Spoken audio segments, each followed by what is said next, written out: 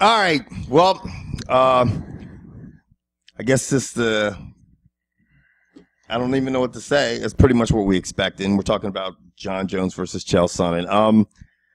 I don't know if we expected Jon Jones to out Sonnen, but that's exactly what he did. Or Sonnen, however you feel like saying his name. And it was just to send a statement to basically say, I'm going to beat you at your own game. And I mean, I think that's embarrassing. That is truly embarrassing. I mean, I think from Jump Street, George and I thought, you know what? We didn't think Chael Sonnen deserved the fight. Just because there's a lot of more formidable heavyweight contenders out there. There's people who actually hold wins in the 205. Anyone who's actually won a fight in the 205-pound weight class should have had the fight before Chael Sonnen. Right. And you know, just Jon Jones was taking chances. He's like, I'm going to take him down. I'm going to fight him in close. Chael Sonnen had, he was giving him any opportunity to do what he could do best, and it's nothing he could do. He completely neutralized him. And for all you people out there want to go, well, if the fight would have made it to the second round, Jon Jones wouldn't have been able to continue, and it would have been ruled a no contest. Jon Jones would have been out, and then we would have had to deal with this fight later on. So thank God he ended it in the first, because his big toe is jacked up. Yeah, his toe was crazy. I mean, and like you said, he had so much adrenaline going. He was facing north, and his toe was facing east, and it was just fucked up. Yeah, and Joe Rogan is such a dick, dude. He kept telling him, he goes, look, you know, do you want to, could we get through this? Look, seriously. Yeah. You're missing most of your leg, bud. Come on. Jon Jones was like, no, I'll interview. Yeah, Jon Jones looks like he's getting kind of like do this shit again and kind of look over at Joe and look down, and then he was like, man, this dude's gonna fall out in the middle of the ring. That you know, was nasty looking. And the only person to stop him is Big Toe. So, who's next for Jon Jones? I mean, at this point in time, is it Machida again? Is that who's next in line? I would say, well, it would have been Alexander Gustafsson if he had fought, but he got injured.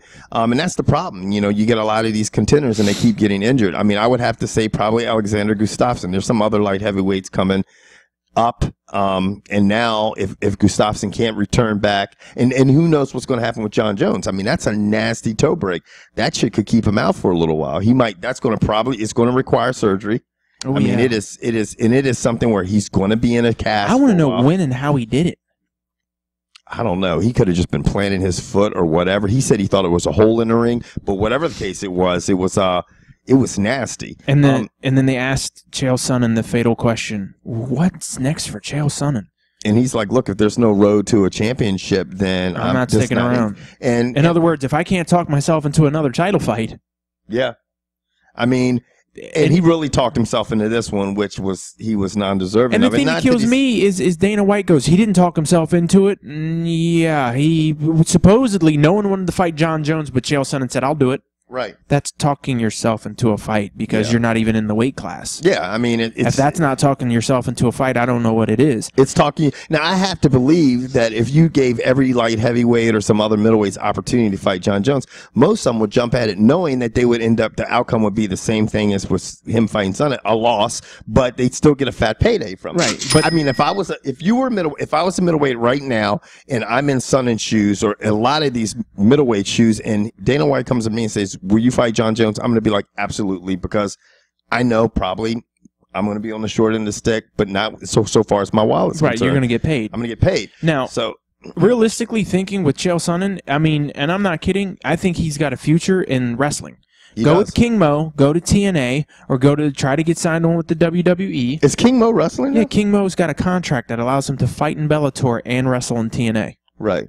It makes no sense to me, but I mean, probably why he's getting knocked out in Bellator, because he's not focusing on one thing. Right. So to me, I mean, I think Chael Sonnen really has a future in TNA. Right. Because look, there's no one who gets people pissed off at him better than Chael Sonnen. Yeah. And he'd be the perfect heel. He's good friends with CM Punk. I mean, I do. I think you know what? That's something that he could just transition into and be great at. He could walk in right now and start talking cash shit about The Rock. And he could be 232. He's 6'1", and if he takes as much shit as he wants to, because the WWE lets you take as many drugs. That's not true. They test. Yeah, whatever. But damn, he could easily be 240 in wrestling. Yeah, you know. So I mean, that's an option for him. Overall, this card could have been for free. Yeah. For me, there's just wasn't enough of, damn, but I wouldn't buy this tomorrow. Right. If I saw this, to me, it just wasn't Because I worth bought that shit. No, but I'm saying if you could go back and you knew the outcomes of the fights. Oh yeah, if you knew the outcomes of the fights, don't late. ever get on me about Porky Pig, motherfucker. Did I get it out? Did I get it out? The outcomes of the fights. What did you say earlier after we had a couple drinks at the bar? Go on ahead. Huh? I wasn't there. He was on the phone talking some real nigger type shit. Anyway, but yeah, I get what you're saying. Look, for everyone who had to shell out $60, it's great to watch John Jones, but it would have been nice. It was awesome to see Roy Nelson. Yeah. The other two fights, they weren't exciting. I mean, I wish they would put the girl.